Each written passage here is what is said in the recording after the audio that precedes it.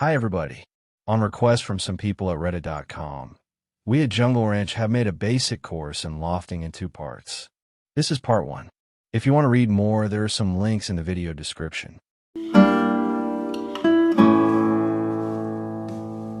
This basic course in lofting is divided in some chapters.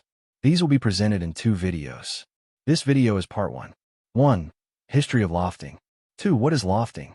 3. How is lofting used? 4. Making a lofting table. 5. Draw the grid lines. 6. Marking the table of offsets points and draw the curved lines. 7. Draw the lines with deduction for the planking. 8. Making molds for mounting or wood frame cutting. 1. History of lofting. Let me explain the history of lofting. The lofting technique is more than 500 years old. They really don't know how old it is. The name lofting comes from when they built a loft because there was no space for floor drawings. The loft gave them a lot of space to do full-size floor drawings. They called it lofting. 2. What is lofting? Lofting is a modeling technique used to create a 3D shape by defining a series of 2D cross-sectional profiles, called lofts, and then generating a smooth surface or solid that transitions between them. Lofting is not used only in boat building, but also in aircraft design, automotive design, and 3D modeling, e.g., in software like SolidWorks, AutoCAD, Fusion 360. In boat building, lofting is the process of drawing the full-size plans of a boat or ship on a flat surface, often a large sheet of plywood or the floor of the workshop. It is used to precisely transfer scaled-down plans into full-size templates for cutting materials. Well, this sounds simple, but in reality, can be really difficult. Furthermore, it is very easy to do errors as there are so many lines. Lofting is the same for all boat building techniques, with some minor difference. There are several types of boat building techniques. However, 2 types of building are more common. Molds on a keel, backbone, etc., with steam-bended frames. With molds on a keel, you loft the wooden molds. These are temporal molds and will be removed in a later stage. The pictures shown here are examples from McIntosh book, How to Build a Wooden Boat. In this type of building, you have a so-called rabbet line. The rabbet line coordinates can be in the table of offsets or can be found in the construction drawing. The other common type is frames on a ladder, upside down, with station cut to shape with help of a mold based on the lofting. In this building technique, you loft the stations, which are mostly not temporarily. 3. How is lofting used? Whatever type of boat design, there are usually 3 types of major planes: body view, profile view, and half-breadth view, plus a table of offsets. Of course, there are other drawings describing various things. Body plan view. The body plan is usually presented as a separate drawing, but can be in the construction drawing. Example of this is McIntosh, who incorporate the body plan around mid-station in the construction plan. The body plan is longitudinal slices of the boat at equal distances called stations.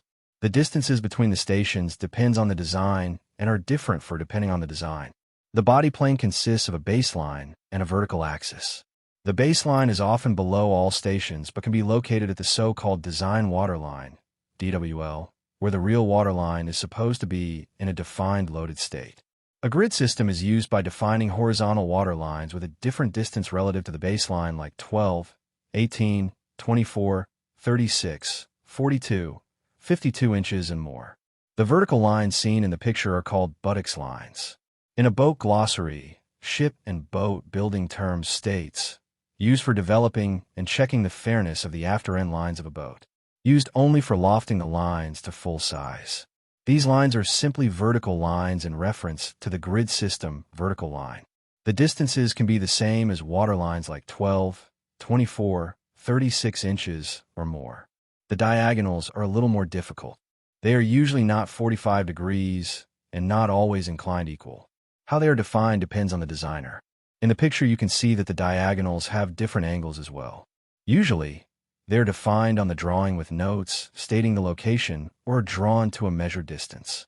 In the table of offsets, states the distance from the vertical line along the diagonal.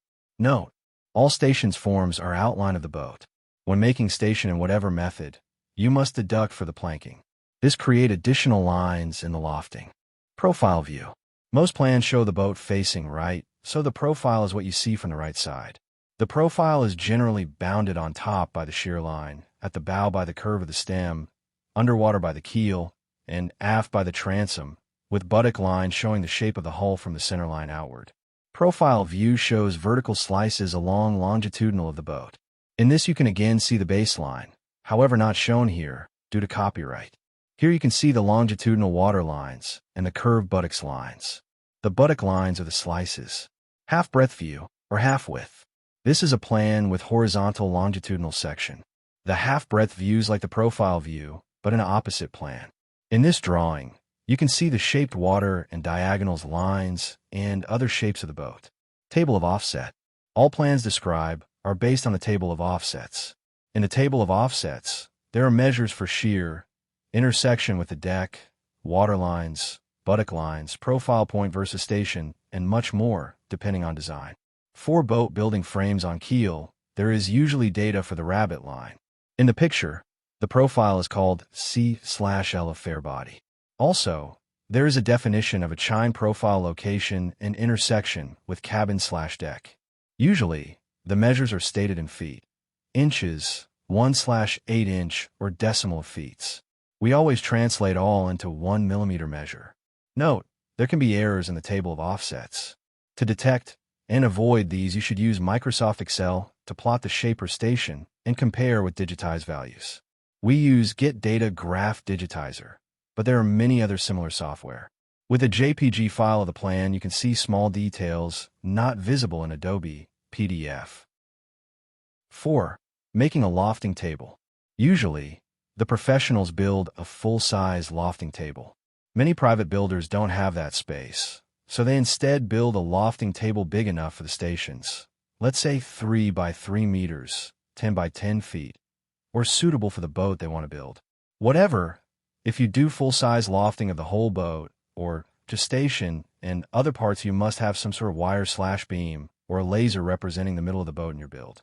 If you install the stations correctly lined up as they should be, you will get the lines you can see in the profile and half-breadth views. When you are finished with the process of lofting, you store away or destroy the lofting table. We at JungleRanch have solved it by raising up the lofting table. When building your lofting table, try to use as little wood as possible, but strong enough. Our lofting table in the picture is 3 by 2.7 meters, 10 by 8 feet, and made by wood frames of 40 by 75 millimeters, 1.6 by 3 inch, plus surrounding beams. On top of this is 12 millimeters plywood screwed with Spax torque screws. The plywood edges are filled with something called ready mix and sanded. The table is painted with 3 layers of white paint. Calculated, the total weight of this table is about 70 kilograms. The lifting device is accomplished by 300 kilograms winch and 4 pulleys. This is the end of part 1. In part 2, you will see the other chapters. Thank you for watching.